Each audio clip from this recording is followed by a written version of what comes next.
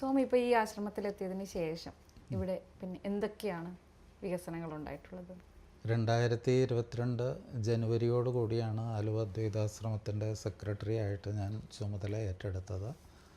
അതിനു മുൻപ് കോട്ടയത്തുള്ള ശിവഗിരി മഠത്തിൻ്റെ ഒരു ബ്രാഞ്ചായിട്ടുള്ള കുറിച്ചി അദ്വൈത വിദ്യാശ്രമത്തിൻ്റെ സെക്രട്ടറിയായി 15 വർഷത്തോളം സേവനമനുഷ്ഠിച്ചിട്ടുണ്ട്. തുടർന്നാണ് അദ്വൈതാശ്രമത്തിലേക്ക് ഞാൻ വന്ന് ചേർന്നത്. അദ്വൈതാശ്രമത്തിൽ വന്നപ്പോൾ ഇവിടെ അത്യാവശ്യം ചെയ്യേണ്ടതായി കുറേയേറെ സംഗതികളുണ്ടായിരുന്നു.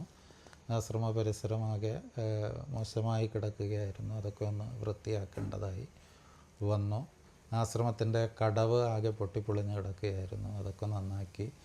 അതോടൊപ്പം ചെളി അടിഞ്ഞുകൂടിയിരുന്ന പ്രദേശത്തൊക്കെ ലോക്ക് കട്ടയിട്ട് വൃത്തിയാക്കി. മരങ്ങളെല്ലാം വെച്ച് പിടിപ്പിച്ചുകൊണ്ട് ജാപ്പാനീസ് കർഷക ശാസ്ത്രജ്ഞനായ മിയാവാക്കിയുടെ സങ്കല്പത്തിലൊരു മിയാവാക്കി വനം അവിടെ അവിടെ അത് നിർമ്മിക്കുകയും ചെയ്തു. ധാരാളം ചെടികൾ നട്ടുപിടിപ്പിച്ചു. പൊട്ടിപ്പൊളിഞ്ഞ് കിടന്നിരുന്ന മതിലുകളും അതുപോലെ ഊട്ടുപുരയും ഒക്കെ കുറേ കൂടിയൊക്കെ വൃത്തിയാക്കാനായിട്ട് കഴിഞ്ഞു. പിന്നീട് അടുത്തതായി വേണ്ടിയിരുന്നത്, എന്നെ ഈ ആശ്രമത്തിൻ്റെ ചുമതല ഏൽപ്പിച്ചപ്പോൾ ശിവഗിരി മഠത്തിൻ്റെ പ്രസിഡൻ്റായിട്ടുള്ള ബ്രഹ്മശ്രീ സച്ചിദാനന്ദ സ്വാമികൾ നിർദ്ദേശിച്ചത്, ഗുരു അദ്വൈതാശ്രമം സ്ഥാപിച്ച സന്ദർഭത്തിൽ പുഴയ്ക്ക് അഭിമുഖമായിട്ട് അവിടെ ഒരു പർണശാല സ്ഥാപിച്ച് അതിൽ ഇരിക്കുമായിരുന്നു എന്നാണ് പറഞ്ഞ് ജീവചരിത്രങ്ങളിലൊക്കെ രേഖപ്പെടുത്തിയിരിക്കുന്നത്. അത് പിന്നീട് പൊളിച്ച് മാറ്റുകയുണ്ടായി. ആ സ്ഥാനത്ത് പുതിയൊരു മന്ദിരം അവിടെ സ്ഥാപിച്ച് ഗുരുവിനെ നദിയിലേക്ക് നോക്കിയിരിക്കുന്ന രൂപത്തിൽ അവിടെ സ്ഥാപിക്കണം എന്നാണ് സച്ചിദാനന്ദ സ്വാമി എനിക്ക് നൽകിയ നിർദ്ദേശം. അപ്പോൾ നേരത്തെ അവിടെയായിരുന്നു ഗുരുമന്ദിരം ഉണ്ടായിരുന്നത്. എന്നാൽ ഏതാണ്ട് 10 വർഷങ്ങൾക്ക് മുൻപ് ശ്രീ ഗോകുലം ഗോപാലൻ വലിയൊരു ഗുരുമന്ദിരം നിർമ്മിച്ചപ്പോൾ ഗുരുവിനെ തെക്കോട്ട് തിരിച്ച് ഇരുത്തുകയാണ് ചെയ്തത്. വലിയ ഗുരുമന്ദിരമാണ്. പ്രാർത്ഥനയ്ക്കും മറ്റുമായിട്ടൊക്കെ അത് ഉപയോഗിക്കാം. പൂജയും മറ്റുമൊക്കെ നടക്കുന്നത് അവിടെയാണ്. വളരെ നല്ല നിലയിൽ തന്നെയാണ് ശ്രീ ഗോകുലം ഗോപാലൻ നിർമ്മിച്ചിരിക്കുന്നത്. പക്ഷേ അതിനോടനുബന്ധിച്ച് ഗുരു നദിക്ക് അഭിമുഖമായിരുന്നിരുന്ന ആ വിഗ്രഹം അവിടെ നിന്ന് എടുത്തു മാറ്റുകയും ആ മന്ദിരം പൊളിച്ചു കളയുകയും ചെയ്തത് ഭക്തജനങ്ങളിൽ വലിയ വേദനയുളവാക്കിയ ഒന്നായിരുന്നു. ശിവഗിരി മഠത്തിലെ പല സന്യാസി വര്യന്മാർക്കും അതിനോട് വിയോജിപ്പുണ്ടായിരുന്നു. അപ്പോൾ ആ വിയോജിപ്പാണ് ബ്രഹ്മശ്രീ സച്ചിദാനന്ദ സ്വാമികൾ എൻ്റെ അടുക്കൽ അറിയിച്ചത്.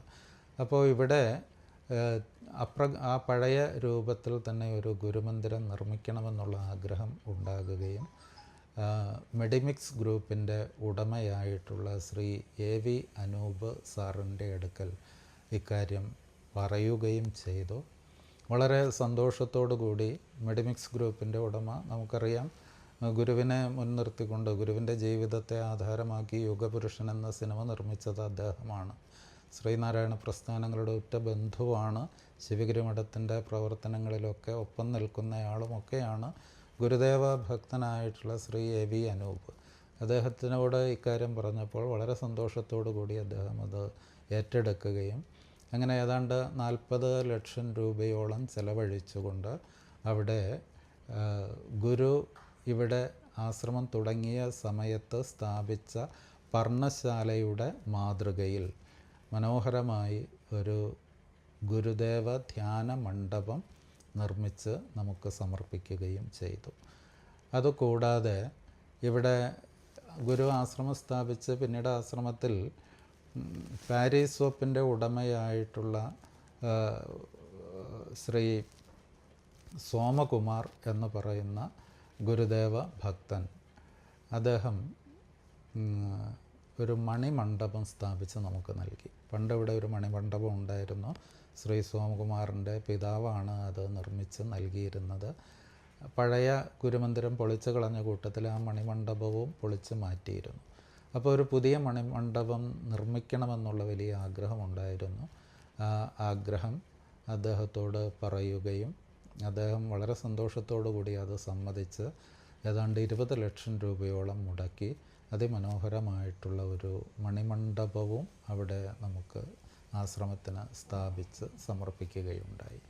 അദ്ദേഹം തന്നെ പിന്നീട് ആശ്രമത്തിൻ്റെ ഒരു കൗണ്ടറും ബുക്ക് സ്റ്റാളും നിർമ്മിക്കണമെന്നുള്ള ആഗ്രഹം അറിയിച്ചപ്പോൾ തൻ്റെ പണം മുടക്കിക്കൊണ്ട് ഒരു കൗണ്ടറും ബുക്ക് സ്റ്റാളും നിർമ്മിച്ച് നൽകുകയും ചെയ്തു.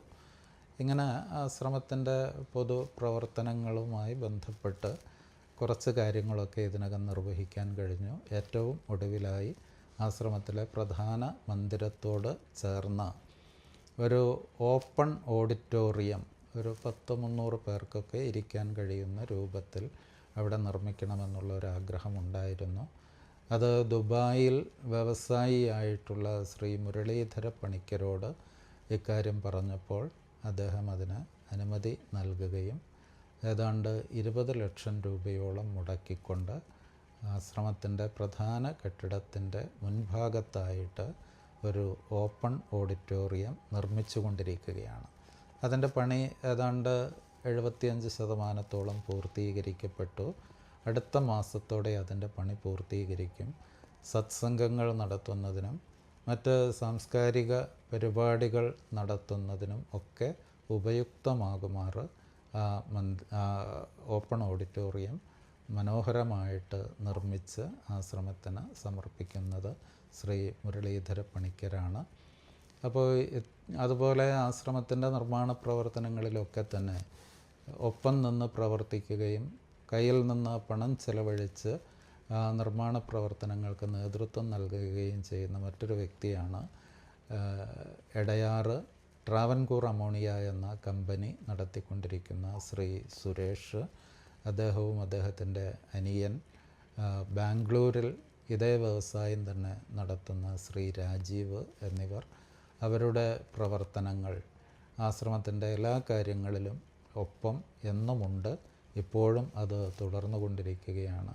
ആശ്രമത്തിലെ ഊട്ടുപുര നവീകരിക്കുന്നതിലും അതുപോലെ ആശ്രമത്തിൻ്റെ മുറ്റത്ത് താമരക്കുളം നിർമ്മിക്കുന്നതിലും അവിടെ ലോക്കുകെട്ടുകളൊക്കെ വിരിച്ച് മനോഹരമാക്കുന്നതിലുമൊക്കെ ഇവരുടെ എല്ലാം വലിയ സംഭാവനകളുണ്ടായിട്ടുണ്ട്.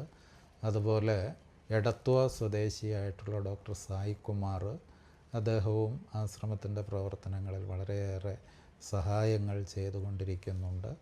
അങ്ങനെ ഒട്ടേറെ മഹത് വ്യക്തികളുടെ സമ്പത്ത് ഉള്ളവർ ആ സമ്പത്ത് പലപ്പോഴും ഇത്തരം കാര്യങ്ങൾക്ക് വിനിയോഗിക്കാൻ മടിയുള്ളവരാണ്. പക്ഷേ ശ്രീനാരായണ ഗുരുദേവനിലുള്ള നിറഞ്ഞ ഭക്തിയും സമർപ്പണവും കാത്തു സൂക്ഷിക്കുന്ന പല മഹാത്മാക്കളും ഇപ്രകാരം ആശ്രമ പ്രവർത്തനങ്ങളെ സഹായിച്ചു കൊണ്ടിരിക്കുന്നുണ്ട്. ഇതുപോലെ പല ഓഫറുകളും പലരും മുന്നോട്ട് വച്ചിട്ടുണ്ട്. ആശ്രമത്തിൻ്റെ മുന്നോട്ടുള്ള പ്രവർത്തനങ്ങളിൽ അത്തരം മഹാത്മാക്കളുടെ വലിയ സഹായമുണ്ടാകും എന്നാണ് പ്രതീക്ഷിക്കുന്നത്.